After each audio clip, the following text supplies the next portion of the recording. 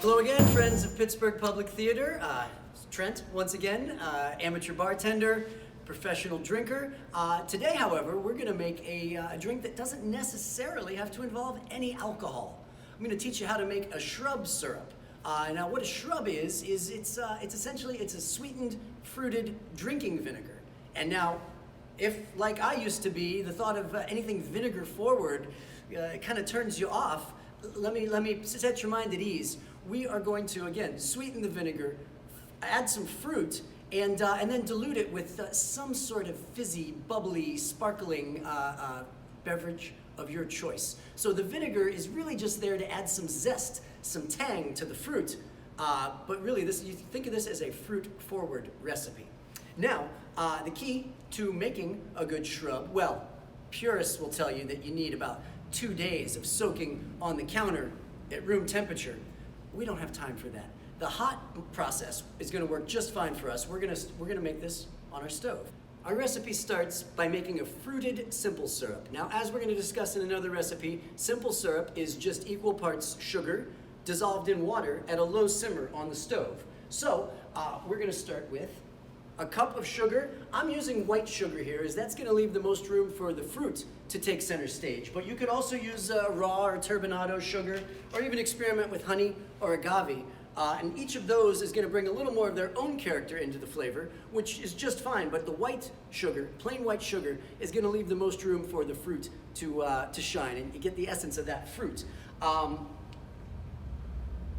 cup of water to go with our 1 cup of sugar. Again, if you don't have measuring cups at home, the key is really to get equal parts sugar and water, and you do want to get about a cup. And a cup is, well, it's 8 ounces. It's just a little smaller than your 9-ounce rocks glass, or again, if you've got one of these PPT cups at home, these are 12 ounces. So you want 2/3 of one of these for a cup of liquid, a cup of sugar. And you're going to then slowly dissolve that sugar on the stove at a low simmer. That'll take, a few minutes, say 5 minutes, to get that fully dissolved in the water. And then we add our fruit.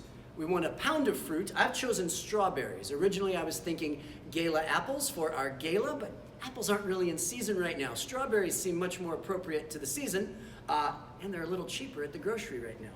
So once that simple syrup has fully dissolved, the sugar's fully dissolved, we add in our pound of fruit, and it can be any fruit of your choice. That's the thing with the shrub. It's 1 cup sugar, 1 cup water, 1 pound fruit, and later on we'll see 1 cup vinegar. So it's 1, 1, 1, 1. Now, a shrub also offers us a lot of flexibility for spicing things up. And in this case, I'm going to add some fresh grated ginger to our strawberries and simple syrup. But ginger is just what I happen to have around. Maybe you've got some herbs. Basil or rosemary could be excellent complements to your fruit syrup. Now, in the case of our strawberry syrup, I found that a nice fist-size hunk of ginger grated into the strawberries provides a nice complement. And just for reference, fist-size hunk, full-sized hunk. And we're going to grate that in. If you don't have a grater, you can just finely chop the ginger. It really doesn't matter. All the solids are going to be strained out in the next step. So if you get a little bit of the ginger skin, or just some bigger pieces in there, no sweat. Don't worry about it. I won't waste your time showing the full grate, but you get the idea. Once the ginger's in there, everything's at a low simmer. You might want to continue to macerate the fruit a bit. After about 20 minutes, I was seeing some nice results from my syrup. But I let it go 35 to 40 in total. And I don't think there's a lot of danger in going long. At a low simmer, you're not going to burn anything. You're not going to cook off too much of the liquid. So feel free to let it really ride and bring out as much of the fruit as possible. But at a certain point, you will see the fruit starts to look a little dead, a little lifeless, and the liquid should have taken on the full color of the fruit you're using. Should be a nice, rich hue. And at that point, you know you've extracted about as much of the fruit as you possibly can. And we move on to the next step, which is straining our syrup. Now, once that process is complete, you've got a syrup that's tasting good to you. You want to strain off the solids. Now, I don't have. If you have a fine mesh sieve, that's ideal. But I didn't have that at home, so I just used this simple colander into a bowl. Once you strain that, what that is going to yield is a sugary fruited syrup and the fruit solids that you've strained off.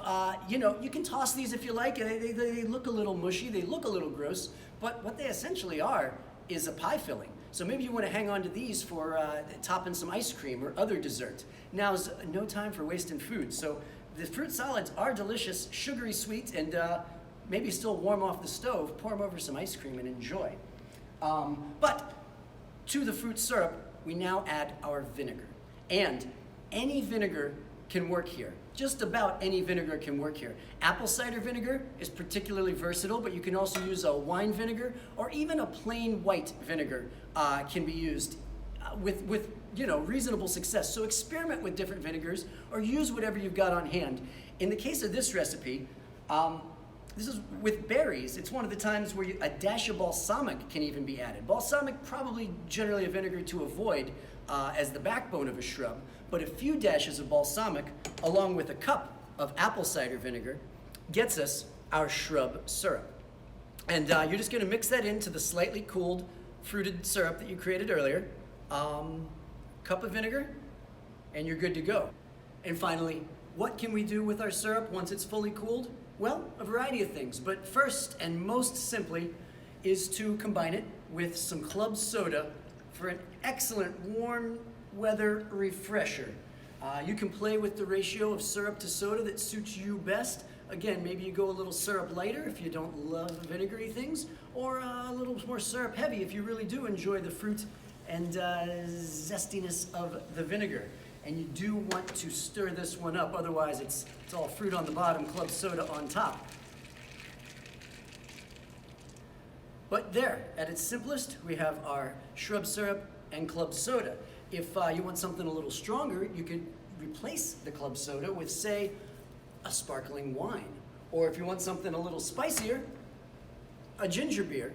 And finally, any of these can be spiked with a shot of your choice. Say maybe a touch of gin, rum, tequila, vodka, all can work. And if you're feeling extra fancy, garnish with a bit of strawberry. Thanks again for drinking with me, and see you next time.